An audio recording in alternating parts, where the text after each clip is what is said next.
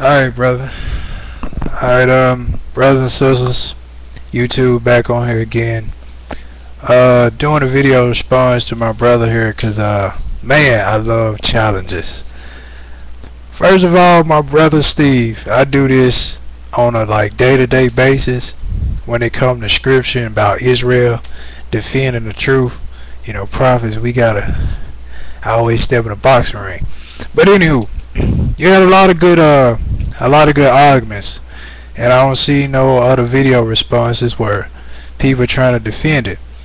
So what that lets me know is those who know the truth about Israel haven't been studying the scriptures on how to defend the truth about us being Israel. But the first scripture I'm gonna hit you. Well, first I would like to invite you to my channel. Invite you to come on my channel, because all the questions that you asking, I'm pretty much answering a lot of your questions on there about the true Jews. You talking about the evidence and the proof. You talking about the historical facts, how this to be true. And yeah, as far as the African, I guess I'll start with that one first.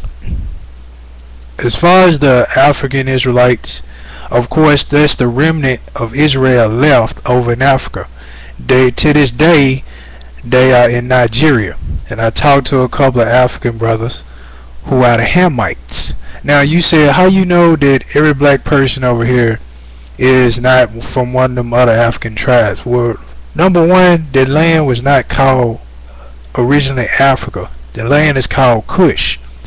And Cushites, and that's in Amos.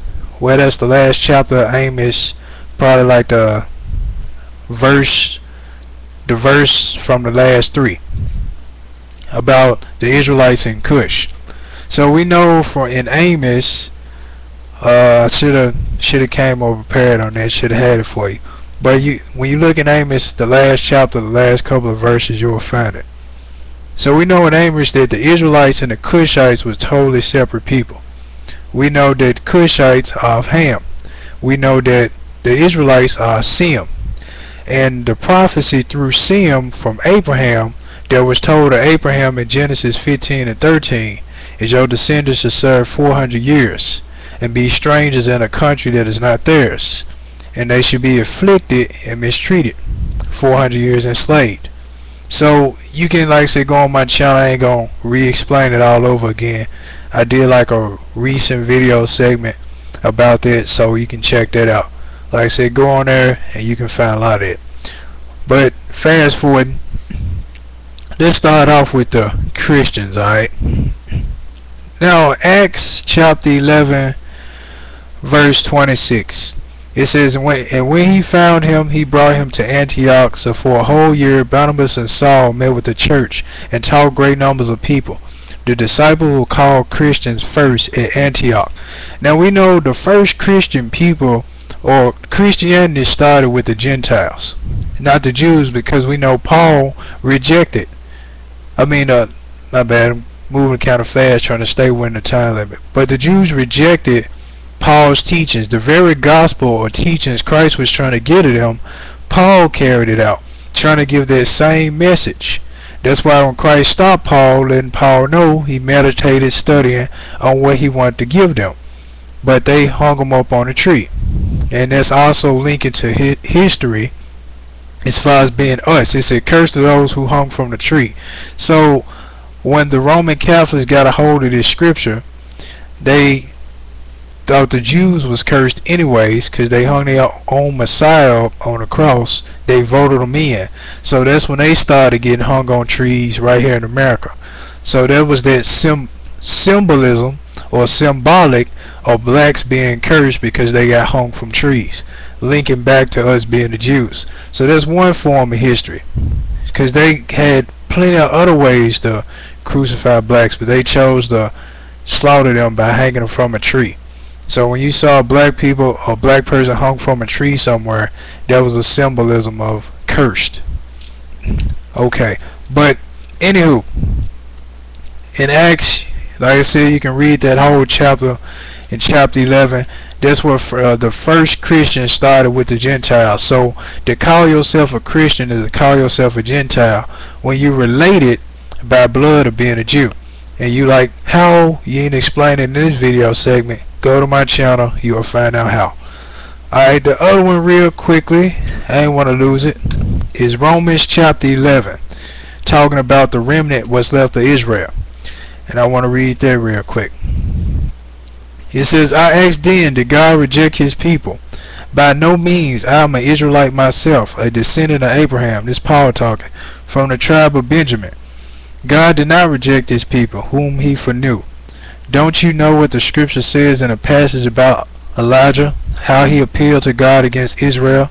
Lord, they have killed your prophets and torn down your altars. I am the only one left, and they are trying to kill me. And what was God's answer to him? I have reserved for myself 7,000 who have not bowed to the knee of Baal. This is during a time with Solomon, when Solomon turned to Baal, the queen of Sheba's false god, and a lot of other Israel was bowing down with Solomon to Queen of Sheba's false god, and that's when the temple got destroyed. But it says, so too at the present time there's a remnant chosen by grace. So it's a remnant that's left for the original Hebrew Israelites that's chosen by grace. And if by grace, then there is no longer by works. If it were grace, would no longer be grace.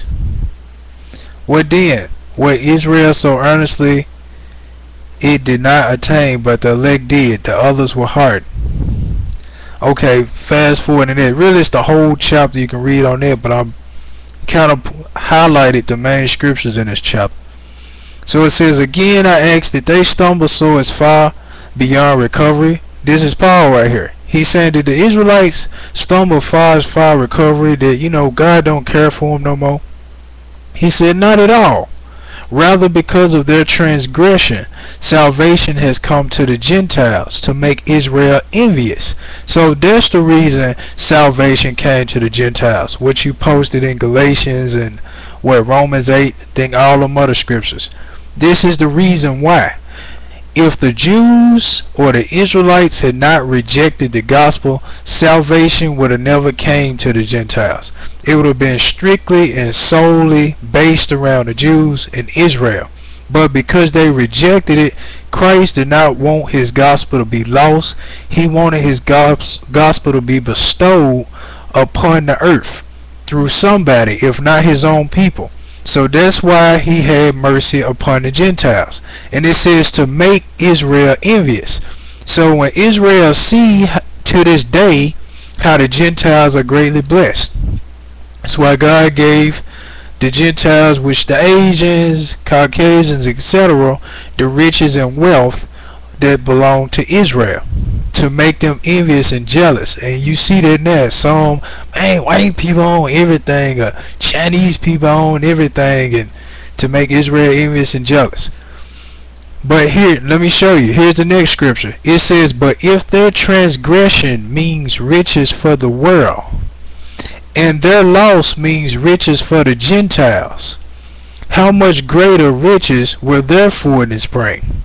So it says, when Israel, they submit back to God, they come back to him and obey, how much greater their riches will be. And that's in Revelation chapter 21, the New Jerusalem. That's in Deuteronomy chapter 29 and chapter 30. So, yeah, I got a phone call here that I got to take shortly. But anywho, so that right there, it says that's the only reason why.